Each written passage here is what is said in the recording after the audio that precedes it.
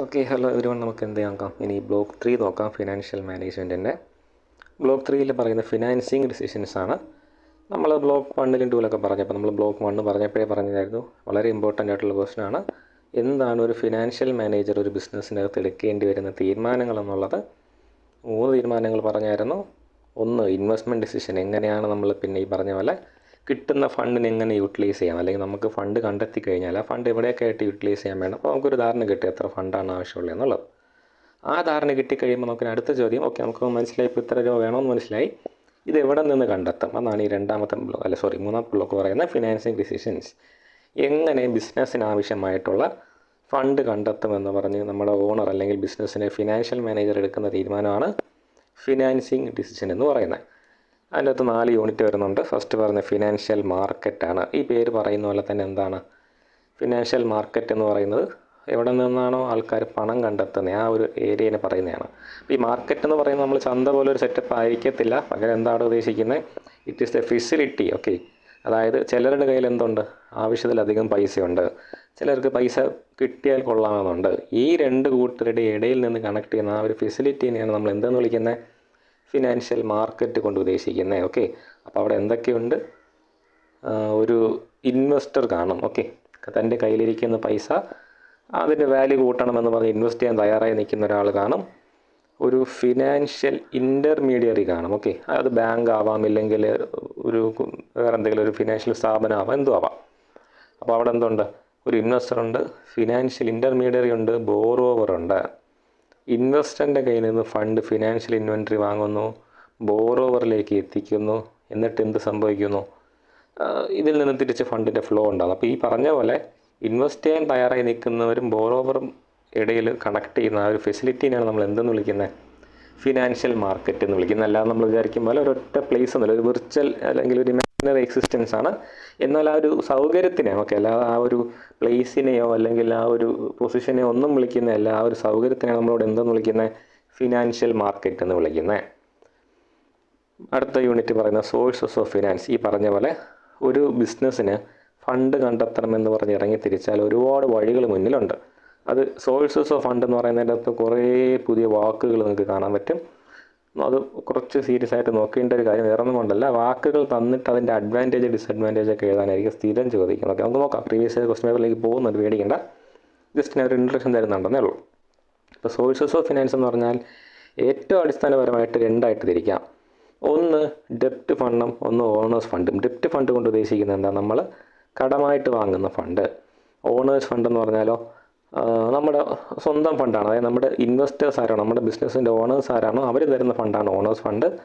നമ്മൾ കടമായിട്ട് എടുക്കുന്ന ഫണ്ടാണ് debtors fund എന്ന് പറയുന്നത്. ഇത് രണ്ടും തമ്മിലുള്ള വ്യത്യാസവും ഇതിൽ ഓരോന്ന് ചൂസ് ചെയ്യുന്നതിൻ്റെ ഡിസഡ്വാൻറ്റേജും അഡ്വാൻറ്റേജും അറിഞ്ഞ് വെച്ചേക്കാം. ഏറ്റവും ബേസിക് ആയിട്ടുള്ള കാര്യം ഞാൻ പറഞ്ഞുതരാം. വ്യത്യാസം പറയുന്ന പോലെ എന്താണ്? ഇത് തിരിച്ചു കൊടുക്കേണ്ട ഫണ്ടല്ല. എപ്പോഴാണോ ബിസിനസ് അടച്ച് പൂട്ടുന്നത് അപ്പോഴേ നമുക്ക് നമ്മുടെ ഓണേഴ്സിന് അവർ തന്ന പൈസ തിരിച്ചു കൊടുക്കേണ്ട ബാധ്യത വരുന്നുള്ളൂ. ഇതങ്ങനെയല്ല.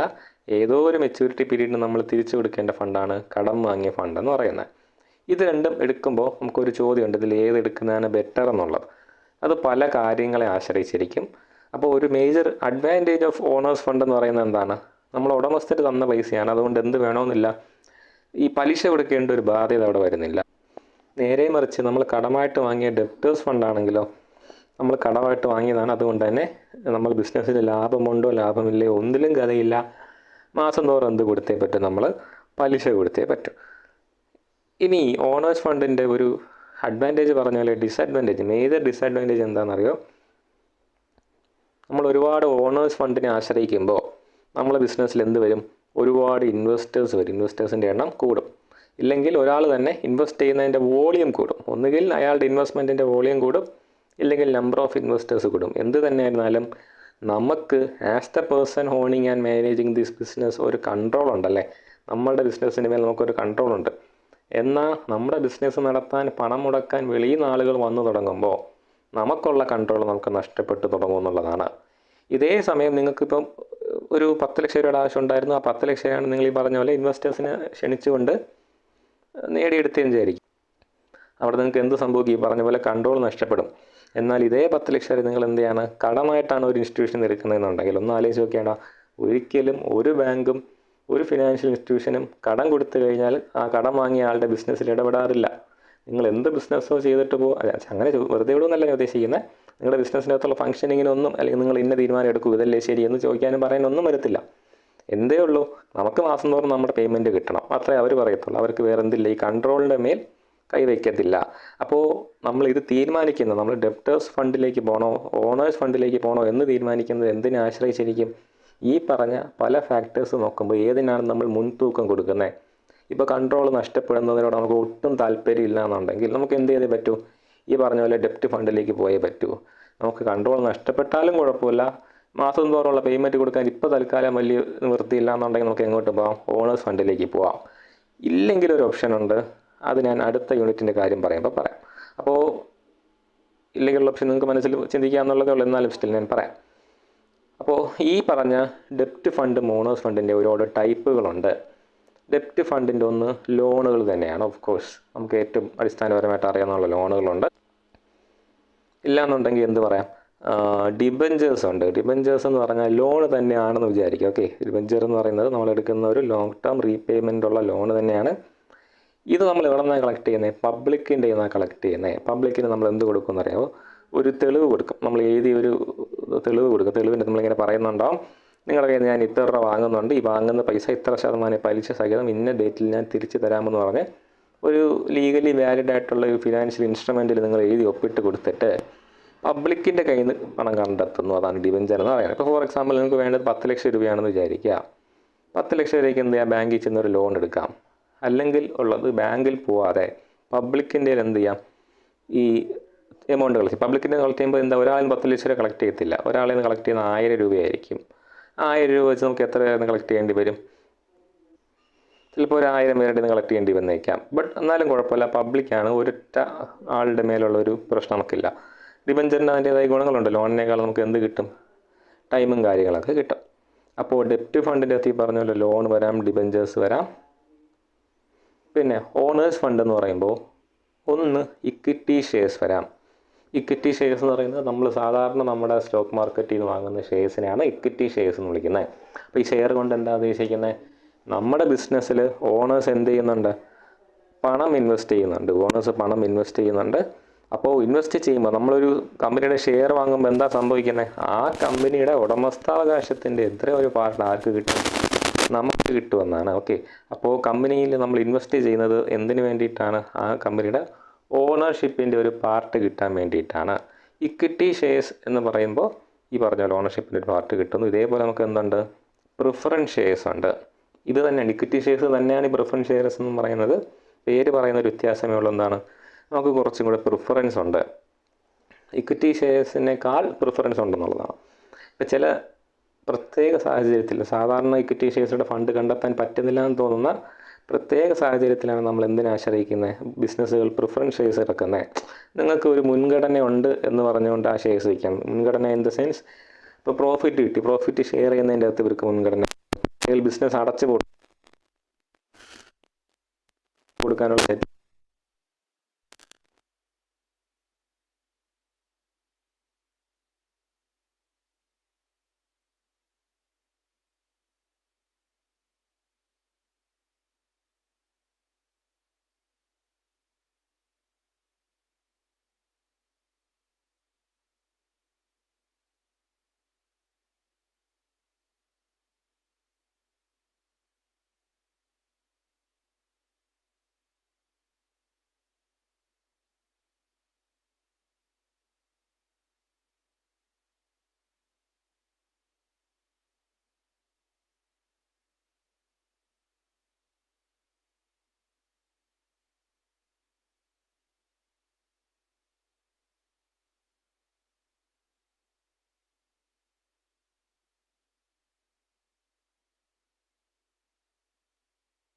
റേഷ്യോനെയാണ് നമ്മൾ എന്തെന്ന് വിളിക്കുന്നത്? ക്യാപിറ്റൽ സ്ട്രക്ചർ എന്ന് വിളിക്കുന്നത്. ഒരു ബിസിനസ്സിൻ്റെ ക്യാപിറ്റലിനകത്ത് ഡെപ്റ്റ് ഫണ്ടും ഓണേഴ്സ് ഫണ്ടും തമ്മിലുള്ള റേഷ്യോനാണ് നമ്മൾ എന്തെന്ന് വിളിക്കുന്നത്? ക്യാപിറ്റൽ ഫണ്ട് എന്ന് വിളിക്കുന്നത്. ക്യാപിറ്റൽ സ്ട്രക്ചർ എന്ന് വിളിക്കുന്നത്. അപ്പോൾ ഒരു ബിസിനസ്സിൻ്റെ ഈ റേഷ്യോ എങ്ങനെ വേണമെങ്കിലും വരാം. ചിലപ്പോൾ 100% ഞാൻ എന്താവും? കടം വാങ്ങിയ പൈസ ഓണേഴ്സ് ഫണ്ട് ഒന്നുമില്ല, അപ്പോൾ എൻ്റെ റേഷ്യോ 100:0 എന്നായി. ഈ പിന്നെ 50-50 ആണ്. പകുതി കടം വാങ്ങിയ പൈസ, പകുതി എൻ്റെ സ്വന്തം പൈസ. ഇപ്പോൾ 50-50 എന്നായി അല്ലേ. അപ്പോൾ ഒരു ബിസിനസ്സിൻ്റെ ക്യാപിറ്റലിൻ്റെ അകത്ത് ഓണേഴ്സ് ഫണ്ടിൻ്റെയും ഡെപ്റ്റേഴ്സ് ഫണ്ടിൻ്റെയും ഈ പറഞ്ഞ പോലുള്ള റേഷ്യോനാണ് നമ്മൾ എന്തെന്ന് വിളിക്കുന്നത്, ക്യാപിറ്റൽ സ്ട്രക്ചർ എന്ന് കൊണ്ട് ഉദ്ദേശിക്കുന്നത്. ഇനിയുള്ളത് ലിവറേജ് ആണ്. ലിവറേജ് എന്ന് പറയുന്നത് ഒന്നിൻ്റെ പ്രസൻസ് മറ്റതിനെ എങ്ങനെ സ്മൂത്താക്കുന്നു എന്നുള്ളതാണ്. ഓക്കെ, നമ്മൾ സ്ഥിരം പറയുന്ന എക്സാമ്പിൾ കിണറിൻ്റെ കാര്യം. കിണറിൽ എന്തുണ്ട്, ഒരു പുള്ളി ഉണ്ടല്ലേ. ഈ സാധനം ഉള്ളത് കൊണ്ടാണ് നമുക്ക് എന്ത് സംഭവിക്കുന്നത്, വെള്ളം എടുക്കാൻ എളുപ്പമാകുന്നത്. ഇതുപോലെ ചില സാധനങ്ങളുടെ പ്രസൻസ് ബിസിനസ്സിൻ്റെത് സ്മൂത്താക്കാം, ബിസിനസ്സിൻ്റെ പല മൂവ്മെൻറ്റ് സ്മൂത്താക്കാം. ഒരു ഉദാഹരണം പറയുകയാണെങ്കിൽ ലിവറേജ് എന്ന് പറയുമ്പോൾ ഏറ്റവും ബേസിക്കലി നമ്മൾ നോക്കുന്നത് ഫിനാൻഷ്യൽ ലിവറേജ് ആണ്. ഓക്കെ, ഈ പറഞ്ഞ ക്യാപിറ്റൽ സ്ട്രക്ചറിൻ്റെ കാര്യം നമ്മളിപ്പോൾ പറഞ്ഞല്ലോ. ബിസിനസ്സിൻ്റെ ക്യാപിറ്റലകത്ത് ഒരു ഭാഗം ഡെപ്റ്റും ഒരു ഭാഗം ഓണേഴ്സ് ഫണ്ടും ആണെന്ന് പറയുന്നത്. അപ്പോൾ തിയറീസ് പറയുന്നത്, ക്യാപിറ്റൽ സ്ട്രക്ചർ തിയറീസ് സപ്പോർട്ട് ചെയ്യുന്നത് എന്താണ്, മാക്സിമം ഡെപ്റ്റ് ഫണ്ട് കൊണ്ടുവരിക എന്നുള്ളതാണ്. ഓക്കെ, ഒരുപാട് ഡെപ്റ്റ് ഫണ്ട് നമ്മൾ കൊണ്ടുവരികയാണെന്നുണ്ടെങ്കിൽ അത് ആർക്ക് തന്നെയാണ് ഗുണമാകാൻ പോകുന്നത്, ഓണേഴ്സിന് തന്നെയാണ് ഗുണമാകാൻ പോകുന്നത്. കാര്യം അതിനെ സ്മൂത്ത് ആക്കുന്ന ഒരു ഫാക്ടർ അതിൻ്റെ ഇടയിൽ കിടപ്പുണ്ട്. എന്തെന്നറിയോ, ഡെപ്റ്റ് ഫണ്ടിന് നമ്മൾ കൊടുക്കുന്ന ഇൻട്രസ്റ്റ് ഉണ്ടല്ലോ, അത് ടാക്സ് ഫ്രീ ആയിട്ടുള്ളൊരു എക്സ്പെൻസാണ്. അതായത് നമ്മൾ ഇൻകം ടാക്സ് അടയ്ക്കാൻ നേരത്ത് ഡെപ്റ്റിന് കൊടുക്കുന്ന ഇൻട്രസ്റ്റ് കുറച്ചിട്ട് ബാക്കി പൈസയ്ക്ക് എന്ത് കൊടുത്താൽ മതി, ടാക്സ് കൊടുത്താൽ മതി. അതുകൊണ്ട് തന്നെ ആ ഒരു എഫക്റ്റ് ഓണേഴ്സിന് കിട്ടുന്ന ഷെയർ ഓഫ് പ്രോഫിറ്റ് കൂടാൻ കാരണമാകും എന്നാണ് പറയുന്നത്. അത് വെറുതെ പറയുന്നതല്ല, പ്രാക്ടിക്കലി നമ്മൾ ചെയ്ത് നോക്കിയാൽ നമുക്ക് കണ്ടെത്താൻ പറ്റുന്ന കാര്യമാണ്. അപ്പോൾ ഇതിനാണ് ഫിനാൻഷ്യൽ ലിവറേജ് എന്ന് പറയുന്നത്. It is a phenomenon where the presence of ഡെപ്റ്റ് fund increase the benefits received by owners. ഓണേഴ്സിന് കിട്ടുന്ന ബെനിഫിറ്റ് ഡെപ്റ്റ് ഫണ്ടിൻ്റെ പ്രസൻസ് കൊണ്ട് എന്താവും, ഇൻക്രീസ് ആവുന്നൊരു പ്രതിഭാസത്തിനാണ് നമ്മൾ എന്തെന്ന് വിളിക്കുന്നത്, ഫിനാൻഷ്യൽ ലിവറേജ് എന്ന് വിളിക്കുന്നത്. ഒരു ബേസിക് ഐഡിയ കിട്ടിയെന്ന് വിശ്വസിക്കുന്നു. നമുക്കിനി എന്ത് നോക്കാം, പ്രീവിയസ് ഇയറിൻ്റെ ക്വസ്റ്റ്യൻ പേപ്പർ നോക്കാം. ബ്ലോക്ക് 3 നിന്ന് നമ്മുടെ ജൂൺ 2022 ക്വസ്റ്റ്യൻ. ബ്ലോക്ക് 3 നിന്ന് ചോദിച്ചിരിക്കുന്നത് ഇതാണ്, 5ാം question. Discuss equity capital and ഡെപ്റ്റ് capital as source of long term capital bringing out disadvantage. ഞാനിപ്പോൾ പറഞ്ഞൊരു സംഭവമാണ് ഏറ്റവും അടിസ്ഥാനം എന്ന് പറയുന്നത്. ഇക്വിറ്റി ക്യാപിറ്റലും ഡെപ്റ്റ് ക്യാപിറ്റലും തമ്മിലുള്ള വ്യത്യാസം എന്താണെന്ന് അറിയാമല്ലോ. ഇക്വിറ്റി ക്യാപിറ്റൽ ഓണേഴ്സിൻ്റെ ഫണ്ടാണ്, ഡെപ്റ്റ് ക്യാപിറ്റൽ നമ്മൾ കടം വാങ്ങുന്ന ഫണ്ടാണ്. എന്താണ് അഡ്വാൻറ്റേജ്, എന്താണ് ഡിസഡ്വാൻറ്റേജ്? ഇക്വിറ്റി ക്യാപിറ്റലിൻ്റെ അഡ്വാൻറ്റേജ് ഓണേഴ്സിൻ്റെ ഫണ്ടായതുകൊണ്ട് തന്നെ എന്താണ്, മാസം തോറും ഒരു കൃത്യം പലിശ കൊടുക്കേണ്ട ആവശ്യമില്ല എന്നുള്ളത് മേജർ റീസണാണ്. കുറേ കൂടെ ഫ്ലെക്സിബിലിറ്റിയാണ്, ഡെപ്റ്റ് ഫണ്ടിനെക്കാളും കുറച്ചുകൂടെ നമുക്ക് സമാധാനത്തോടെ യൂസ് ചെയ്യാൻ പറ്റുന്ന ഫണ്ടാണ്. ഓക്കെ, അതാണ് അതിൻ്റെ ഒരു മേജർ അഡ്വാൻറ്റേജ് എന്ന് പറയുന്നത്. അപ്പോൾ ഞാൻ മേജർ കാര്യം മാത്രമേ ഞാൻ പറയുന്നുള്ളൂ, ബാക്കി നിങ്ങളുടെ കഴിവുകൾ പഠിക്കാമെന്നുള്ളത്. ഓക്കെ, അത് വേറെ ഒന്നും കൊണ്ടും പറഞ്ഞല്ല, എല്ലാം പറയുന്നു എന്ന് പറഞ്ഞാൽ അതിൻ്റെ അകത്ത് ഈ പറഞ്ഞ പോലെ വെറുതെ കുത്തിക്കയറ്റി കുറേ കാര്യങ്ങൾ കാണും. അത് വേണം, നമുക്ക് അതൊക്കെ കുറേ ഉണ്ടെങ്കിൽ 10 മാർക്കിന് തികയ്ക്കാൻ പറ്റൂ. അടിസ്ഥാനപരമായ ഐഡിയ ഞാൻ പറഞ്ഞിരുന്നേ ഉള്ളൂ. ഈ പറഞ്ഞ പോലെ എന്താണ് ഇക്വിറ്റി ക്യാപിറ്റലിന് അഡ്വാൻറ്റേജ് ഇതാണ്, നമുക്ക് എന്ത് ചെയ്യേണ്ട ആവശ്യം വരത്തില്ല. ഒരു മാസം ഒരു എന്താണ് ഫിക്സഡ് ആയിട്ടുള്ള ഒരു കമ്മിറ്റ്മെൻ്റ് ഇല്ല, ഒരു ഫിനാൻഷ്യൽ കമ്മിറ്റ്മെൻ്റ് ഇല്ല. നമുക്ക് ലാഭം ഉണ്ടെങ്കിൽ കൊടുത്താൽ മതി, ലാഭം ഉണ്ടെങ്കിൽ തന്നെ കൊടുക്കണമെന്ന് നമ്മുടെ ബോർഡ് തീരുമാനിച്ചാൽ കൊടുത്താൽ മതി എന്നുള്ളതാണ്. അപ്പോൾ ഡെപ്റ്റ് ക്യാപിറ്റൽ എന്ന് പറയുന്നത് എന്തല്ല, ഓണേഴ്സ് ഫണ്ട് അല്ല. ഓണേഴ്സ് ഫണ്ട് അല്ലാത്തത് കൊണ്ട് എന്തുണ്ട്, അവിടെ ഒരു ഫിക്സഡ് കമ്മിറ്റ്മെൻ്റ് ഉണ്ട്. കൃത്യമായിട്ട് ഇത്ര രൂപ നമ്മൾ കൊടുക്കണമെന്നുള്ളൊരു ഫിക്സഡ് കമ്മിറ്റ്മെൻ്റ് ഉണ്ട്. പക്ഷേ ഇക്വിറ്റി ക്യാപിറ്റലിനകത്ത് ഫിക്സഡ് കമ്മിറ്റ്മെൻറ്റ് വരത്തില്ല. അതുകൊണ്ട് നോക്കാം, നമുക്ക് തീർച്ചയായിട്ടും ഒരു തുക കൊടുത്താൽ കുഴപ്പമില്ല എന്നുണ്ടെങ്കിൽ നമുക്ക് എന്ത് ഒറ്റീനെ കുഴപ്പമില്ല. ഡെപ്റ്റ് ക്യാപിറ്റൽ ഒറ്റീനെ കുഴപ്പമില്ല, എല്ലാ മാസം കൃത്യം അടവ് കൊടുക്കാനുള്ള കഴിവുണ്ടെങ്കിൽ ഒറ്റീനെ കുഴപ്പമില്ല. അല്ലെങ്കിൽ നമ്മൾ ഇതിലേക്ക് പോകണം, ഇക്വിറ്റി ക്യാപിറ്റലിലേക്ക് പോകണം. അല്ല അങ്ങനെയുള്ളവർ നമ്മൾ എന്ത് നോക്കണം, അപ്പോൾ എനിക്ക് മാസം തോറും കൊടുക്കാൻ കഴിവില്ലാത്തവർ ഈ പറഞ്ഞ ഫണ്ട് നോക്കുന്നത്, എനിക്ക് ഡെപ്റ്റ് ക്യാപിറ്റൽ നോക്കുന്നത്, കടം വാങ്ങുന്നതിനെ കുറിച്ച് ചിന്തിക്കാതിരിക്കുന്നതാണ് ഒരു കണക്കിന് നല്ലതെന്ന് പറയുന്നത്. ഓക്കെ, ഈ ഫിക്സഡ് കമ്മിറ്റ്മെൻ്റ് എന്ന് പറഞ്ഞാൽ എന്താണെന്ന് മനസ്സിലായല്ലോ. ഓക്കെ, അതായത് നമുക്ക് കൃത്യം അടവ് കൊടുക്കേണ്ടി വരുന്ന ഒരവസ്ഥ, അതിനാണ് ഫിക്സഡ് ഫിനാൻഷ്യൽ കമ്മിറ്റ്മെൻ്റ് കൊണ്ട് ഞാൻ ഉദ്ദേശിച്ചത്. പിന്നെ അതിൻ്റെ അകത്ത് പറയാനുള്ള ഒരു കാര്യം എന്ന് പറയുന്നത്, explain the concept of capital structure, discuss the various determinants. എന്താണ് ക്യാപിറ്റൽ സ്ട്രക്ചർ നമ്മൾ പറഞ്ഞിട്ടുണ്ടായിരുന്നോ, എന്തായിരുന്നു, ഒരു ബിസിനസ്സിൻ്റെ അകത്ത് ഡെപ്റ്റും ഇക്വിറ്റിയും തമ്മിലുള്ള ആ ഒരു ഈ റേഷ്യോ ആണ്. ഓണേഴ്സ് ഫണ്ട് ഡെപ്റ്റ് ഫണ്ട് തമ്മിലുള്ള റേഷ്യോയാണ് നമ്മൾ എന്തെന്ന് വിളിക്കുന്നത്, ക്യാപിറ്റൽ സ്ട്രക്ചർ എന്ന് വിളിക്കുന്നത്. പക്ഷേ ഈ ക്യാപിറ്റൽ സ്ട്രക്ചർ എങ്ങനെ തീരുമാനിക്കുന്നത്, എന്തിൻ്റെ അടിസ്ഥാനത്തിലാണ് ഒരു കമ്പനി ക്യാപിറ്റലിൽ തിരിഞ്ഞതിന് സാധനങ്ങൾ വരണമെന്ന് തീരുമാനിക്കാൻ ഒരുപാട് ഫാക്ടേഴ്സ് മുന്നിൽ നിർത്തി നോക്കും. അതിനാണ് ഡിറ്റർമിനൻസ് ഓഫ് ക്യാപിറ്റൽ സ്ട്രക്ചർ എന്ന് പറഞ്ഞത്. എന്തൊക്കെ നോക്കിയിട്ടാണ് ഈ പറഞ്ഞ തീരുമാനം എടുക്കുന്നത് എന്നുള്ളതാണ്. ടെക്സ്റ്റിൽ എന്താ പറയുന്നത് നോക്കാം. ഡിറ്റർമിനൻസ് ഓഫ് ക്യാപിറ്റൽ സ്ട്രക്ചറിനെ കുറിച്ച്, അതായത് ക്യാപിറ്റൽ സ്ട്രക്ചർ ഇത്ര റേഷ്യോ ഡെറ്റ് ഫണ്ടും ഇത്ര റേഷ്യോ ഓണേഴ്സ് ഫണ്ടും വേണമെന്നൊക്കെ നമ്മൾ തീരുമാനിക്കുന്നത്, ബിസിനസ് തീരുമാനിക്കുന്ന എന്തിൻ്റെയൊക്കെ അടിസ്ഥാനത്തിലാണ്. ഏറ്റവും ആദ്യത്തെ കാര്യം ലിവറേജ് ആണ്. ഞാൻ പറഞ്ഞ കാര്യമാണ്. അതായത് എന്താണ്, നമ്മൾ കൂടുതൽ എന്ത് ഉപയോഗിക്കുമ്പോൾ, ഡെപ്റ്റ് ഫണ്ട് ഉപയോഗിക്കുമ്പോൾ, നമ്മൾ കൂടുതൽ ഡെപ്റ്റ് ഫണ്ട് ഉപയോഗിക്കുമ്പോൾ അത് ഓണേഴ്സിനാണ് ഗുണം ചെയ്യുന്നത്. ഡെപ്റ്റ് കൂടുന്തോറും ഓണേഴ്സിന് ഉപകാരപ്പെടും. അതെങ്ങനെയെന്നുള്ളതാണ് ഒരു കാര്യം. അപ്പോൾ ഈ ഒരു കോൺസെപ്റ്റ് ഉണ്ട്, അതൊരു തിയറിറ്റിക്കലി പ്രൂവൺ ആയിട്ടുള്ള കാര്യമാണ്. ഇവിടെ താഴെ കണക്കുണ്ടെന്നാണ് വിശ്വാസം. അത് കണക്ക് പറയുന്നുണ്ട്. ഓക്കേടാ, ഏറ്റവും ആദ്യത്തെ കണ്ടീഷൻ ABC 3 ഫിനാൻഷ്യൽ പ്ലാനുകൾ പറയുന്നുണ്ട്. ഏറ്റവും ആദ്യത്തെ കണ്ടീഷനിൽ ഏർണിങ്സ് പെർ ഷെയർ, ഒരു ഷെയർ ഹോൾഡറിന് കിട്ടിക്കൊണ്ടിരിക്കുന്നത് ₹1.25. ഏത് സിറ്റുവേഷനാണെന്ന് നോക്കിക്കേ, അവിടെ അവരുടെ ഇൻട്രസ്റ്റ് എന്ന് പറയുന്ന എക്സ്പെൻസ്, അതായത് അവർക്ക് ₹1 പോലും കടമില്ല. ₹1 പോലും കടമില്ലാതിരുന്നപ്പോൾ ആ ബിസിനസ്സിന് ഉടമസ്ഥർക്ക് ഒരു ഷെയർ ഉടമസ്ഥതയിൽ വെച്ചിരുന്ന ആൾക്ക് ₹1.25 കിട്ടി, ₹1.25 കിട്ടി. അവരുടെ ഇൻട്രസ്റ്റ് 10,000, അതായത് അവരുടെ കടം ഒരല്പം വന്നപ്പോൾ ആ ഓണേഴ്സിന് കിട്ടുന്നത് 3.20 16,000 ആയപ്പോൾ അത് 4.25. അതായത് ഇവരുടെ കടം കൂടിക്കൊണ്ടിരിക്കും തോറും ഇൻകം ടാക്സ് എന്ത് ചെയ്യുന്നുണ്ട്, കുറയുന്നുണ്ട്. ഇൻകം ടാക്സ് കുറയുന്നത് കൊണ്ട് എന്ത് സംഭവിക്കുന്നു, ഏർണിങ്സ് പെർ ഷെയർ കൂടി പോകുന്നു. നമ്മൾ കടം എടുത്ത് ഇൻട്രസ്റ്റ് അടയ്ക്കുകയാണെങ്കിൽ ഇൻട്രസ്റ്റ് അടയ്ക്കുന്ന തുകയ്ക്ക് എന്ത് കൊടുക്കണ്ട, നമ്മൾ ഈ പറഞ്ഞ പോലെ ടാക്സ് കൊടുക്കണ്ട. അതാണ് അവിടുത്തെ ഒരു ബെനിഫിറ്റ്. രണ്ടാമത്തെ ഒരു ഓപ്ഷൻ കോസ്റ്റ് ഓഫ് ക്യാപിറ്റലാണ്. നമ്മൾ കഴിഞ്ഞ മൊഡ്യൂളിലത്ത് പറഞ്ഞ കാര്യമാണ്. എന്താണ് കോസ്റ്റ് ഓഫ് ക്യാപിറ്റൽ എന്ന് പറയുന്നത്? ഓണേഴ്സ് ഫണ്ട് കണ്ടെത്താൻ വേണ്ടിയിട്ട്, അല്ലെങ്കിൽ നമ്മുടെ ക്യാപിറ്റൽ കണ്ടെത്താൻ വേണ്ടിയിട്ട് പലരുടെയും നിന്ന് ഇൻവെസ്റ്റ്മെൻറ്റ് വാങ്ങുന്നുണ്ട്. ഈ ഇൻവെസ്റ്റ്മെൻറ്റ് നമ്മൾ കൊടുക്കുന്ന റിട്ടേൺ ആണ് കോസ്റ്റ് ഓഫ് ക്യാപിറ്റൽ. നമ്മുടെ ഭാഗത്ത് ബിസിനസിൻ്റെ ഭാഗത്ത് ചിന്തിക്കുമ്പോൾ എന്താണ് നമ്മൾ കണ്ടെത്താനുള്ള കോസ്റ്റ്, ഇൻവെസ്റ്റേഴ്സിൻ്റെ ഭാഗത്ത് ചിന്തിക്കുമ്പോൾ അവരുടെ ഇൻവെസ്റ്റ്മെൻറ്റിൻ്റെ റിട്ടേൺ ആണ്. അപ്പോൾ കോസ്റ്റ് ഓഫ് ക്യാപിറ്റൽ കൂടുതലാണെന്നുണ്ടെങ്കിൽ നമ്മൾ എന്തെടുക്കത്തില്ല, ഇക്വിറ്റി എടുക്കത്തില്ല, ഡെപ്റ്റ് ഫണ്ടിലേക്ക് തന്നെ പോകും. ഓക്കെ, അത് ചിന്തിക്കേണ്ട ഒരു ഫാക്ടറാണ്. പിന്നെയുള്ളൊരു ഫാക്ടർ എന്ന് പറയുന്നത് നോക്കാം, എന്താ ഡിറ്റർമിനൻ്റ് ആയിട്ട് എടുത്തിട്ടുള്ളത് നോക്കാം. ക്യാഷ് ഫ്ലോ ഏതിനാണ് കൂടുതൽ കിട്ടുന്നത് എന്നുള്ള കാര്യമാണ്. പിന്നെ നമ്മൾ കൺട്രോൾ, വളരെ ഇമ്പോർട്ടൻ്റ് കാര്യമാണ്. കൺട്രോളിനെ കുറിച്ചൊരു കൺസേൺ നമുക്കുണ്ടെങ്കിൽ നമ്മൾ എന്ത് ചെയ്യത്തില്ല, ഒരിക്കലും കൂടുതൽ പ്രിഫർ ചെയ്യത്തില്ല, ഇക്വിറ്റി പ്രിഫർ ചെയ്യത്തില്ല. ഇക്വിറ്റി കൂടുതൽ പ്രിഫർ ചെയ്താൽ കുറേ ഷെയർ ഹോൾഡേഴ്സ് വരും, തീരുമാനം എടുക്കുക, അവരുടെ കൺട്രോളിലേക്ക് പോകുന്ന അവസ്ഥയത്ത് നമുക്ക് കൺട്രോൾ ചെയ്യാൻ പറ്റാത്തൊരവസ്ഥയിലേക്കായിരിക്കും കാര്യങ്ങൾ പോകുന്നത്. ഓക്കെ, പിന്നെ ഫാക്ടേഴ്സായിട്ട് പറഞ്ഞിട്ടുള്ളത് ഫ്ലെക്സിബിലിറ്റിയുടെ കാര്യം പറയുന്നുണ്ട്. ഫ്ലെക്സിബിലിറ്റി അറിയാമല്ലോ. ഫ്ലെക്സിബിലിറ്റി പറയുന്നത് എന്താണ്, നമുക്ക് ബിസിനസ്സിനകത്ത് തീരുമാനം എടുക്കാൻ, അല്ലെങ്കിൽ ഈ പറഞ്ഞ പോലെ നമുക്ക് ഡെപ്റ്റ് ഫണ്ട് എടുത്തു കഴിഞ്ഞാൽ അവിടെ ഫ്ലെക്സിബിലിറ്റി സൈസ് അതൊക്കെ ഞാൻ പറഞ്ഞല്ലോ, വെറുതെ അല്ലെങ്കിൽ ആ ലിവറേജ് ഒക്കെയാണ്. ഓക്കെ, അത് പിന്നെ നമ്മൾ പിന്നെ size of the company, marketability, flotation cost പറയുന്നുണ്ട്. ഈ പറഞ്ഞ കോസ്റ്റ് ഓഫ് ക്യാപിറ്റൽ അഡീഷണൽ ആയിട്ട് വരുന്ന സാധനങ്ങൾ നമ്മുടെ ഒരു ഇൻവെസ്റ്റ്മെന്റ് നമ്മൾ നേടിയെടുക്കാൻ വേണ്ടിയിട്ട് ഈ ബ്രോക്കറേജ് കൊടുക്കത്തില്ല. ആ ഒരു ഇന്റർമീഡിയറ്റ് നിൽക്കുന്ന ഒരു അതിനാണ് ഫ്ലോട്ടിംഗ് കോസ്റ്റ് എന്ന് ഉദ്ദേശിക്കുന്നത്, ഫ്ലോട്ടേഷൻ കോസ്റ്റ് എന്ന് ഉദ്ദേശിക്കുന്നത്. ഈ പറഞ്ഞ പല കാര്യങ്ങളും നോക്കിയിട്ട് പറയുന്നുള്ളൂ. സ്റ്റഡി നടത്തിയിട്ടാണ് ബിസിനസ് എന്ത് തീരുമാനിക്കുന്നത്.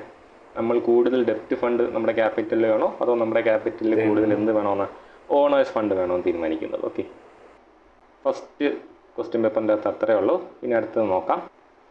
അടുത്തത് what is money market, what is it significance, discuss different participants in the money market. Important question ആണ് കേട്ടോ, ഒരുപാട് തവണ റിപ്പീറ്റ് ചെയ്ത് ചോദിച്ചിട്ടുണ്ട്. എന്താണ് മണി മാർക്കറ്റ് എന്ന് പറഞ്ഞാൽ, നമ്മുടെ ഫിനാൻഷ്യൽ മാർക്കറ്റിനെ ഏറ്റവും അടിസ്ഥാനപരമായിട്ട് രണ്ടായിട്ട് തിരിക്കാം. എന്തിൻ്റെ അടിസ്ഥാനത്തിലാണെന്നറിയോ, ടൈമിൻ്റെ അടിസ്ഥാനത്തിൽ. ഫിനാൻഷ്യൽ മാർക്കറ്റ് എന്താണെന്നറിയാലോ, ഫണ്ട് വേണമെന്ന് ആഗ്രഹിക്കുന്ന ആൾക്കാർ ഫണ്ട് കളക്ട് ചെയ്യാൻ വേണ്ടിയിട്ട് ഇൻവെസ്റ്റേഴ്സിൻ്റെ അടുത്ത് നേരിട്ട് ചെല്ലുന്നില്ല, അവർക്കൊരു ഇൻ്റർമീഡിയറി ഉണ്ട്. ആ ഒരു ഫെസിലിറ്റിയാണ്, ഇൻ്റർമീഡിയറി ആയിട്ട് നിൽക്കുന്ന ഫെസിലിറ്റിനാണ് നമ്മൾ ഇൻ ടോട്ടാലിറ്റി എന്തെന്ന് വിളിക്കുന്നത്, ഫിനാൻഷ്യൽ മാർക്കറ്റ് എന്ന് വിളിക്കുന്നത്. ഈ പറഞ്ഞ ഫിനാൻഷ്യൽ മാർക്കറ്റ് എന്താവാം, ലോങ് ടേം ഫണ്ടിന് വേണ്ടിയിട്ടും ഉപയോഗിക്കാം, ഷോർട്ട് ടേം ഫണ്ടിന് വേണ്ടിയിട്ട് ഉപയോഗിക്കാം. അപ്പോൾ ടൈമിൻ്റെ ബേസിസിൽ ലോങ് ടേം ഫണ്ടിന് വേണ്ടിയിട്ടാണ് ഒരു ബിസിനസ് ഫിനാൻഷ്യൽ മാർക്കറ്റിലേക്ക് പോകുന്നതെങ്കിൽ അയാൾ ഏത് മാർക്കറ്റിനായിരിക്കും ആശ്രയിക്കുന്നത്, ക്യാപിറ്റൽ മാർക്കറ്റിനെ ആയിരിക്കും ആശ്രയിക്കുന്നത്. അതേസമയം ഒരു ബിസിനസ് ഫിനാൻഷ്യൽ മാർക്കറ്റിലേക്ക് പോകുന്നത് തൽക്കാലത്തേക്ക് പിടിച്ചിരിക്കാൻ, ചെറിയൊരു കാലഘട്ടം കൊണ്ട് തിരിച്ചടയ്ക്കാൻ പറ്റുന്ന ഒരു കടം എടുക്കാനാണെങ്കിൽ അവർ പോകുന്നത് മണി മാർക്കറ്റിലേക്കായിരിക്കും. So money market is the short term market of financial market. Financial market segment ആണ്. എന്താണ് ഹാൻഡിൽ ചെയ്യുന്നത്, ഷോർട്ട് ടേം ആയിട്ടുള്ള ഫിനാൻസിങ് ആണ് ഹാൻഡിൽ ചെയ്യുന്നത്. ഒരുപാട് കാലത്തേക്കൊന്നും അവിടെ കടം കിട്ടത്തില്ല, ചെറിയ കാലത്തേക്ക് 2 ദിവസത്തേക്കുണ്ട്, 14 ദിവസത്തേക്കുണ്ട്, 1 മാസത്തേക്കുണ്ട്, അങ്ങനെയുള്ള ചെറിയ ചെറിയ കടങ്ങൾ. അല്ലാതെ കാലങ്ങളായിട്ട് അടച്ചു തീർക്കാമെന്ന് പറയുന്ന കടങ്ങളൊന്നും എവിടെ കിട്ടത്തില്ല, ഈ പറഞ്ഞ മണി മാർക്കറ്റിൻ്റെ അകത്ത് കിട്ടത്തില്ല. മണി മാർക്കറ്റിൻ്റെ ഇമ്പോർട്ടൻസ് എന്താണ്? ഈ പറഞ്ഞ പോലെ ഷോർട്ട് ടേം, പെട്ടെന്ന് ഒരു പണത്തിൻ്റെ ആവശ്യം വന്നാൽ, പെട്ടെന്ന് തിരിച്ചടയ്ക്കാൻ പറ്റുന്ന ഒരു പണത്തിൻ്റെ ആവശ്യം വന്നാൽ അവിടെ ആരുണ്ട്? മണി മാർക്കറ്റ് നമ്മളെ സഹായിക്കും എന്നുള്ളതാണ്. കുറേ നമുക്ക് കയ്യിൽ നിന്നിട്ട് എഴുതാം. വളരെ ഇമ്പോർട്ടൻറ്റ് ചോദ്യമാണ്, ആരൊക്കെയാണ് മണി മാർക്കറ്റിലെ പാർട്ടിസിപ്പൻസ്? നമുക്ക് ജസ്റ്റ് ടെക്സ്റ്റിലേക്ക് തന്നെ പോവാം. അതാ കണ്ടില്ലേ, പാർട്ടിസിപ്പൻസ് ഇൻ ഫിനാൻഷ്യൽ മാർക്കറ്റ് എന്നും പാർട്ടിസിപ്പൻസ് ഇൻ മണി മാർക്കറ്റ് എന്നും തന്നെ ക്വസ്റ്റ്യൻ ഉണ്ട്. അപ്പോൾ ടെക്സ്റ്റിൽ നിന്ന് ഡയറക്റ്റാണ് ചോദിക്കുന്നത്, പക്ഷേ നമ്മുടെ കയ്യിലിരിക്കുന്ന മെറ്റീരിയൽ വാസ്റ്റ് ആയതാണ് നമുക്ക് ഏറ്റവും വലിയ ബുദ്ധിമുട്ടാകുന്നത്. ഒരുപാട് കാര്യങ്ങളുണ്ട് പഠിക്കാൻ.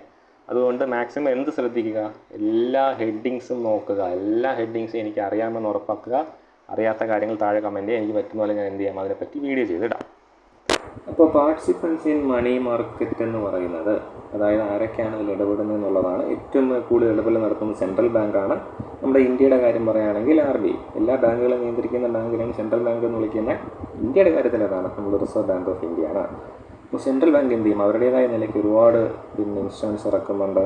അങ്ങനെ പല കാര്യങ്ങളിലൂടെ അവരെന്ത് ചെയ്യുന്നുണ്ട്, ഇതിൻ്റെ അകത്ത് RBIൻ്റെ ഇടപെടൽ ഉറപ്പാക്കുന്നുണ്ട്. മണി മാർക്കറ്റിൽ, ഷോർട്ട് ടേം മാർക്കറ്റിലൊക്കെ, ഷോർട്ട് ടേം ആണ്, വളരെ പെട്ടെന്ന് മെച്യൂർ ആവുന്ന ഇൻസ്ട്രുമെൻസുകളാണ് അവിടെ ഉള്ളത്. പിന്നെ ഒരുവിധം എല്ലാ കൊമേഴ്ഷ്യൽ ബാങ്കുകളും ഇടപെടുന്നുണ്ട്. ബാങ്കുകൾക്കിടയിൽ മാത്രമുള്ള കുറേ ഷോർട്ട് ടേം സെക്യൂരിറ്റീസ് ഒക്കെ ഉണ്ട്. ഇൻഡിജീനിയസ് ഫിനാൻഷ്യൽ ഏജൻസീസ്, നമ്മൾ പലിശയ്ക്ക് കൊടുക്കുന്ന ആൾക്കാരുണ്ടല്ലോ. നമ്മൾ മൊത്തത്തിൽ പറയുന്നത് എന്താണ്, ഷോർട്ട് ടേം ആയിട്ടുള്ള പിന്നെ ക്യാപിറ്റൽ ഫണ്ട് എവിടെ നിന്ന് കണ്ടെത്താൻ നമ്മുടെ ബിസിനസ്സിനൊക്കെ പറ്റുന്നുള്ളതാണ്. ഇപ്പോൾ RBIയുടെ ഇൻസ്ട്രുമെൻസ് ഉണ്ട്, കൊമേഴ്ഷ്യൽ ബാങ്കുകൾ അങ്ങോട്ടും ഇങ്ങോട്ടും ചെയ്യുന്നത് ഇൻസ്ട്രുമെൻസ് ഉണ്ട്. ഈ പറഞ്ഞ എന്താണ്, സാധാരണക്കാരായ വില്ലേജസ് ഇറക്കുന്ന ഇൻഡിജീനിയസ് ഇൻസ്ട്രുമെൻസുകളുണ്ട്. പിന്നെ പറയുന്നത് ഈ പറഞ്ഞ 2 പേര് ഇമ്പോർട്ടൻ്റ് ആണ്, ഡിസ്കൗണ്ട് ഹൗസസും അക്സെപ്റ്റൻസ് ഹൗസസും. ഡിസ്കൗണ്ട് ഹൗസസ് എന്ന് പറയുന്നത് എന്താ പറയുക, നിങ്ങൾക്ക് എത്ര പേര് കേട്ടിട്ടുണ്ടെന്ന് എനിക്കറിയത്തില്ല. ഒരു പരിപാടി, നല്ല രസമുള്ള പരിപാടിയാണ്. ഈ ഡിസ്കൗണ്ട് ഹൗസ് എന്നൊക്കെ പറയുന്നുണ്ടെങ്കിലും യഥാർത്ഥത്തിൽ ബാങ്കുകൾ തന്നെയാണ് മാക്സിമം ഇവിടെ വരുന്നത്. ഈ ഡിസ്കൗണ്ട് ചെയ്യുക എന്ന് പറയുന്ന പ്രോസസ്സ് എന്താണെന്ന് പറഞ്ഞുതരാം. ഫോർ എക്സാമ്പിൾ, ഞാൻ ഒരാൾക്ക് എന്ത് ചെയ്യുന്നു, ഒരു 10,000 രൂപ കടം കൊടുക്കുന്നു വിചാരിക്കുക. ഈ 10,000 കടം കൊടുക്കുന്നത് അയാൾ എനിക്ക് 3 മാസം കഴിഞ്ഞ് തിരിച്ചു തരാം എന്നുള്ളൊരു എഗ്രിമെൻറ്റിലാണ് കടം കൊടുക്കുന്നത്. ഇപ്പം മണി മാർക്കറ്റ് ആയതുകൊണ്ട് ഷോർട്ട് ടേം ആയിരിക്കുമല്ലോ. 3 മാസം കഴിഞ്ഞ് തിരിച്ചു തരാമെന്ന് പറഞ്ഞാൽ കടം കൊടുക്കുന്നു. എനിക്ക് ഒരു മാസം കഴിഞ്ഞപ്പോൾ എനിക്ക് 10,000 തിരിച്ച് കിട്ടിയാൽ, 10,000 അല്ല, എനിക്കൊരു പണത്തിൻ്റെ ഒരു ആവശ്യം വന്നു. അപ്പോൾ എനിക്ക് എന്ത് ചെയ്യാൻ പറ്റും, ഈ പറഞ്ഞ ഡിസ്കൗണ്ട് ഹൗസിലേക്ക് പോകാൻ പറ്റും. ഈ ഡിസ്കൗണ്ട് ഹൗസിൽ പോയിട്ട് ഞാൻ എന്ത് ചെയ്യുന്നറിയാവോ, ഈ പറഞ്ഞ എൻ്റെ ഇരിക്കുന്ന ഇയാൾ 3 മാസം കഴിഞ്ഞ് തരാമെന്ന് പറഞ്ഞ് എഴുതി ഒപ്പിട്ട് തന്നിട്ടുണ്ടല്ലോ, ആ രേഖ ഞാൻ ഇവർക്ക് കൊടുക്കും. എന്നിട്ട് ഞാൻ അവിടെ ഡിസ്കൗണ്ട് ചെയ്യും. അതായത് 10,000 കിട്ടാനുള്ളതിന് പകരം ഞാൻ അവിടെ നിന്ന് ഒരു 6,000 7,000 വാങ്ങിച്ചിട്ട് പോകും. ഇനി ഈ 3 മാസം കഴിയുമ്പോൾ ഇയാൾ എന്ത് ചെയ്യണം, ഈ 10,000 കൊണ്ട് എനിക്ക് തരേണ്ട, പകരം ഈ ഡിസ്കൗണ്ട് ഹൗസിൽ കൊണ്ട് കൊടുക്കണം. അപ്പോൾ ഇതിൻ്റെ ഇടയിൽ നിൽക്കുന്ന ആ ഒരു 3,000 ആർക്ക് ലാഭം കിട്ടും, ഈ പറഞ്ഞ ഡിസ്കൗണ്ട് ഹൗസിന് ലാഭം കിട്ടും. ബാങ്കുകളൊക്കെ സ്ഥിരം ചെയ്യുന്നൊരു ഷോർട്ട് ടേം പരിപാടിയാണ്. ഇതാണ് ഡിസ്കൗണ്ട് ഹൗസസ് എന്ന് പറയുന്നത്. അക്സെപ്റ്റൻസ് ഹൗസസ് എന്ന് പറയുന്നത് ഈ പറഞ്ഞ ഒരാളുടെ, ഇപ്പോൾ ഇവിടെ ഡിസ്കൗണ്ട് ഹൗസ് ഏറ്റെടുത്തത് എന്താണ്, ഡിസ്കൗണ്ട് ഹൗസ് ഏറ്റെടുത്തത് എനിക്ക് കിട്ടാനുള്ള പൈസ തന്നെയാണ്. പക്ഷേ അക്സെപ്റ്റൻസ് ഹൗസ് നേരെ തിരിച്ചാൽ ചെയ്യുന്നത്, അവർ എന്ത് ചെയ്യുന്നറിയാമോ, ഈ ബാങ്കുകൾക്കിടയിലാണ് പൊതുവെ എന്ത് നടക്കുന്നത്, ഈ പറഞ്ഞ ഈ ഷോർട്ട് ടേം പിന്നെ പണത്തിൻ്റെ ഇടപാട് നടക്കുന്നത്. ഇപ്പം മണി ബില്ല് എന്നൊക്കെ പറഞ്ഞുകൊണ്ട് ഷോർട്ട് ടേം കടങ്ങൾ കൊടുക്കുന്ന പരിപാടി ബാങ്കുകൾക്ക് ഇടയിൽ നടക്കാറുണ്ട്. അപ്പോൾ നമ്മുടെ ലക്കി ഭാസ്കർ സിനിമയ്ക്ക് നമ്മൾ കാണിക്കുന്നുണ്ട് പരിപാടി. ഈ ബാങ്കുകൾക്ക് ഇടയിൽ നടക്കുന്ന സാധനത്തിനെ പുറത്തുള്ളവർക്ക് മറിച്ച് വയ്ക്കുന്ന പരിപാടിയാണ് എന്താണെന്ന് പറയുന്നത്, പിന്നെ അക്സെപ്റ്റൻസ് ഹൗസസ് ചെയ്യുന്നത്. ഓക്കെ, അവർ ഒരു എക്സ്റ്റേണൽ പാർട്ടിക്ക് എന്ത് ചെയ്യുന്നു, ഈ പറഞ്ഞ നമ്മുടെ മണി മാർക്കറ്റ് ഇൻസ്ട്രുമെൻറ്റുകൾ ബാങ്കുകൾ ഇടയിൽ മാത്രം നടക്കാനുള്ളതിന് വിടിയിലേക്ക് വയ്ക്കുന്നത്. ഫോർ എക്സാമ്പിൾ, ഇവിടെ അവർ ചാർജ് ചെയ്യുന്നത് 10% പലിശ വിചാരിച്ചോ, ഇവരിവിടെ കൊടുക്കുന്നത് 12% പലിശയ്ക്കായിരിക്കും. ആ 2% പലിശ ഈ അക്സെപ്റ്റൻസ് ഹൗസസിൻ്റെ ലാഭമാണ്. ഓക്കെ, അതൊന്ന് നോക്കാം.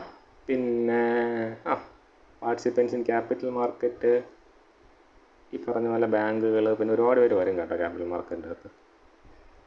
സ്ഥിരം ചോദിക്കാറില്ല, മണി മാർക്കറ്റ് സ്ഥിരം ചോദിക്കും. നമുക്ക് നോക്കാം. വീണ്ടും ക്വസ്റ്റ്യൻ പേപ്പറിലേക്ക് പോകുന്നു.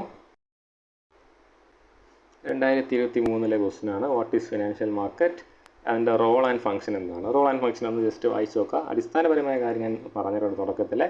ഈ പറഞ്ഞ പോലെ ഇൻവെസ്റ്റ് ചെയ്യാൻ നിൽക്കുന്നവരുടെയും ബോറോവറിൻ്റെ ഇടയിലുള്ള ഇൻ്റർമീഡിയറി ആവാമെന്നുള്ളതാണ് റോള്. അവരുടെ ഫങ്ഷൻസ്, ഈ പറഞ്ഞ കാര്യങ്ങൾ, ഒരു ഫണ്ടിൻ്റെ എക്സ്ചേഞ്ച് സ്മൂത്തായിട്ട് നടക്കുന്നു, കള്ളത്തരവും നടക്കുന്നില്ല എന്നൊക്കെ ഉറപ്പാക്കുക, ഇൻവെസ്റ്റേഴ്സിന് വേണ്ട പ്രൊട്ടക്ഷൻ കിട്ടുന്നു എന്ന് ഉറപ്പാക്കുക, ബോറോവേഴ്സിന് ടൈമിൽ ഫണ്ട് കിട്ടുന്നു എന്ന് ഉറപ്പാക്കുക, ഫ്രോഡ്ലൻ്റ് ആക്ടിവിറ്റീസ് അവോയ്ഡ് ചെയ്യുക. അങ്ങനെ ജനറലായിട്ട് നമുക്ക് ആലോചിച്ച് മനസ്സിലാവുന്ന കുറച്ച് കാര്യങ്ങൾ ഒന്ന് വായിച്ച് നോക്കാം. Discuss trade credit and factoring. ഈ പറഞ്ഞ ഡിസ്കൗണ്ടിങ് നമ്മൾ നേരത്തെ പറഞ്ഞല്ലേ, അതുപോലത്തെ ഒരു സാധനമാണ് ഫാക്ടറിങ് എന്ന് പറയുന്നത്. ട്രേഡ് ക്രെഡിറ്റേഴ്സ് ആൻഡ് ഫാക്ടറിങ്ങിൻ്റെ അകത്ത് നിങ്ങൾ പണ്ട് എന്താ പറയുക, CCക്ക് വണ്ടി എടുത്തിട്ട് പിരിക്കാൻ വേണ്ടി ഗുണ്ടകൾ വരുന്ന പരിപാടി കണ്ടിട്ടില്ലേ? ആ ഒരു ഇമേജ് മനസ്സിൽ കാണും. അപ്പോൾ ഇത് പെട്ടെന്ന് കാര്യം മനസ്സിലാവും. ഞാൻ എന്ത് ചെയ്യുന്നു, ഞാൻ എൻ്റെ വണ്ടികൾ വിൽക്കുന്ന ഒരാളാണെന്ന് വിചാരിക്കുക. ഞാൻ വിൽക്കുന്നതിൻ്റെ കൂട്ടത്തിൽ ചിലർക്ക് ലോൺ പോലെ വണ്ടികൾ കൊടുക്കുന്നുണ്ട്. അപ്പോൾ CC എന്നൊക്കെ പറഞ്ഞ് ഇടയ്ക്കൊരു ഏജൻറ്റിനെ നിർത്താതെ ഞാൻ തന്നെ എന്ത് ചെയ്യുന്നുണ്ട്, എൻ്റെ കടയിൽ നിന്ന് കടം വാങ്ങാൻ വരുന്ന വണ്ടി വാങ്ങാൻ വന്നിരുന്ന ചിലർക്ക് കടത്തിന് വണ്ടി കൊടുക്കുന്നുണ്ട്. അവരെന്ത് ചെയ്താൽ മതി, തവണകളായിട്ട് എനിക്ക് അടച്ച് തീർത്താൽ മതി എന്നുള്ള രീതിക്കാണ് ഞാൻ എന്ത് ചെയ്യുന്നത്, പലർക്കും വണ്ടി കൊടുക്കുന്നത്. ഓക്കെ, അപ്പോൾ എന്ത് സംഭവിക്കുന്നു, ഇപ്പോൾ എനിക്ക് നിലവിൽ എനിക്ക് 1 ലക്ഷം രൂപയുടെ പിന്നെ വണ്ടികൾ ഞാൻ കടത്തിന് കൊടുത്തിട്ടുണ്ടെന്ന് വിചാരിക്കുക. അതായത് പലരായിട്ട് എനിക്ക് വണ്ടി കടത്തിന് വാങ്ങിച്ചുകൊണ്ട് പോയ വകയിൽ 1 ലക്ഷം രൂപ എനിക്ക് ഇങ്ങോട്ട് തരാനുണ്ട് എന്ന് വിചാരിക്കുക. അങ്ങനെ ഇരിക്കുമ്പോൾ എനിക്ക് പണത്തിന് പെട്ടെന്നൊരു ആവശ്യം വരികയാണ്. ഇവരെനിക്ക് തന്നു തീരാൻ എങ്ങനെ പോയാലും ഒരു വർഷമെങ്കിലും മിനിമം എടുക്കും. എനിക്ക് 1 വർഷം വരെ കാത്തിരിക്കാൻ വയ്യ. ഞാൻ എന്ത് ചെയ്യുന്നറിയാവോ, ഒരു ഫാക്ടറിങ് ഏജൻറ്റിനെ കണ്ടെത്തും. ഓക്കെ, ഈ ഫാക്ടറിങ് ഏജൻറ്റിനെ കണ്ടെത്തി ഞാൻ അയാൾക്ക് ഈ 1 ലക്ഷം രൂപയുടെ എനിക്ക് കിട്ടാനുള്ള കടങ്ങളെ അങ്ങോട്ട് കൈമാറും. അവരെന്ത് ചെയ്യുന്നറിയോ, അവരത് ഏറ്റെടുക്കുന്നത് ഈ 1 ലക്ഷത്തിനായിരിക്കത്തില്ല, ഒരു ഡിസ്കൗണ്ടിനായിരിക്കും. നേരത്തെ പറഞ്ഞ പോലെ ഒരു 80,000 രൂപയ്ക്കായിരിക്കും അവർ ഏറ്റെടുക്കുന്നത്. അതായത് അവരെന്ത് ചെയ്യുന്നു, എനിക്ക് 80,000 തന്നിട്ട് എനിക്ക് കിട്ടാനുള്ളതെല്ലാം അവർ ഏറ്റെടുക്കും. പിന്നീട് എന്ത് സംഭവിക്കുമെന്നറിയാവോ, ഈ പൈസ തിരിച്ചെടുക്കുന്ന പരിപാടി ഞാൻ ആയിരിക്കത്തില്ല ചെയ്യുന്നത്, എൻ്റെ ഫാക്ടറിങ് ഏജൻ്റ് ആയിരിക്കും ചെയ്യുന്നത്. അവർ വളരെ മാന്യമായിട്ട് എന്ത് ചെയ്യും, ഗുണ്ടകളെയൊക്കെ പറഞ്ഞിട്ട് ഇവരുടെ ആ പണം 1 ലക്ഷം രൂപയും പിരിച്ചെടുത്തോളും. അപ്പോൾ ഈ 1 ലക്ഷം പിരിച്ചെടുത്താൽ വിചാരിക്കുക, അപ്പോൾ ഒരു എത്ര കിട്ടി, ഒരു 20,000 കിട്ടി.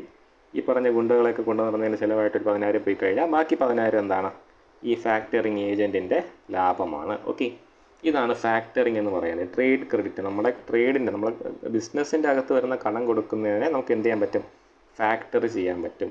നമ്മുടെ റിസീവബിൾസിനെ, കിട്ടാനുള്ളതിനെ ഫാക്ടറിങ് ഏജൻറ്റിന് കൊടുത്തിട്ട് അയാൾ എന്ത് ചെയ്യുന്നു, ഈ പറഞ്ഞ പോലെ അയാളുടേതായ രീതിയിൽ പിടിച്ചെടുക്കുന്നു, നമുക്ക് ഡിസ്കൗണ്ട് ചെയ്തിട്ടുള്ള എമൗണ്ട് കയ്യിലും തരുന്നു. ഇതാണ് ഫാക്ടറിങ് എന്ന് പറയുന്ന പരിപാടി.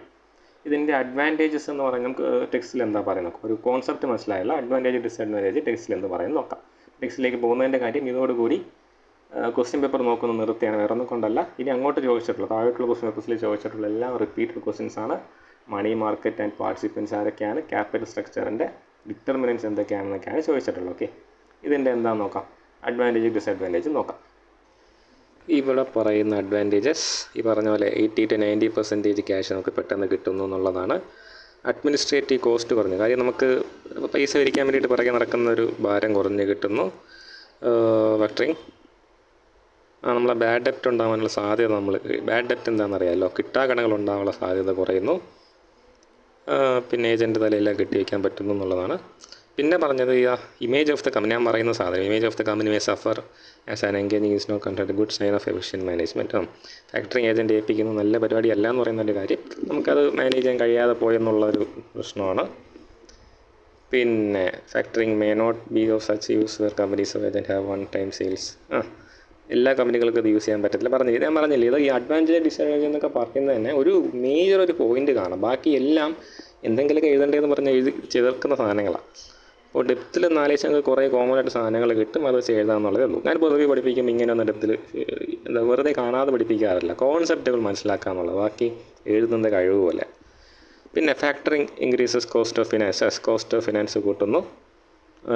Claim genuine finance and credit factoring may not be useful. പോട്ടെ, ഇതാണ് ടെക്സ്റ്റ് പറയുന്നത്, എല്ലാം ഒന്ന് വായിച്ചു നോക്കാം. ഓക്കെ, വളരെ അങ്ങനെ ഒരു എടുത്ത് പറയാനുള്ള സാധനം ഇല്ലാത്തതുകൊണ്ട് ഞാൻ അധികം ഇമ്പോർട്ടൻസ് കൊടുക്കാതെ ഞാൻ പറയുന്നു. വീണ്ടും ഈ ഒരു ബ്ലോക്കിൻ്റെ അകത്ത്, ഈ ഒരു യൂണിറ്റിൻ്റെ അകത്ത് ഇതേപോലെ ഒരുപാട് വാക്കുകൾ കാണും, ഒന്ന് വായിച്ചു നോക്കുക. എന്തെങ്കിലും മനസ്സിലാവുന്നില്ലെന്നുണ്ടെങ്കിൽ പറയാം, എക്സ്പ്ലെയിൻ ചെയ്യാം.